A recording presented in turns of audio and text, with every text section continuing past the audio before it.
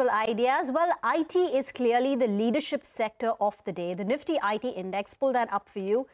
It's up 3.4%. It started trade with a gap up. The gain was about 2.5%, but it's built on that and now up 3.4%.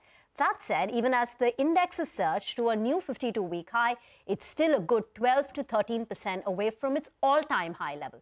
The all-time high level on the Nifty was 39,447, hit in January of 2022, just before the rate hiking cycle in the United States began. It was post that Fed pivot where, Jerome Powell had spoken about the rate hiking cycle in December. And after that, you saw the, correction in IT stocks set in. And many stocks are quite a distance away from their all-time high levels. The Wipro stock is about 40% away. Tech Mahindra is about, 30% odd away from its all-time high levels. TCS is 9% away. Infosys, which has had multiple guidance cuts through the course of this year, is about 23% away. There are three IT stocks which are at a fresh all-time high levels in the mid to large cap space. One is HCL Tech, the other one is Coforge, and the third one is Persistent. Now, what's driving gains? If you remember, the outlook for IT companies was clouded because clients were refusing to spend. They were very unsure about the macro environment. Is there a recession coming? And therefore, they had stopped spending on discretionary projects.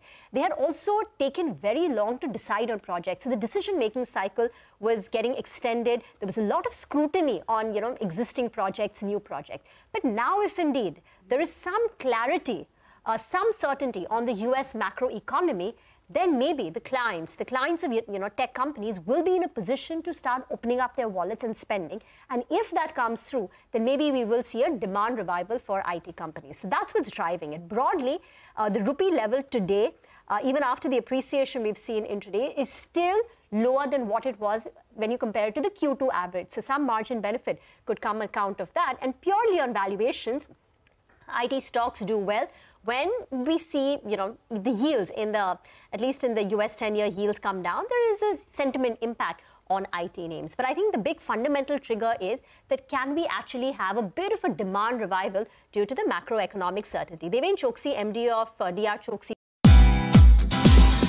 Thank you for watching CNBC TV18. For all our top stories and news updates, follow us on our social media platforms.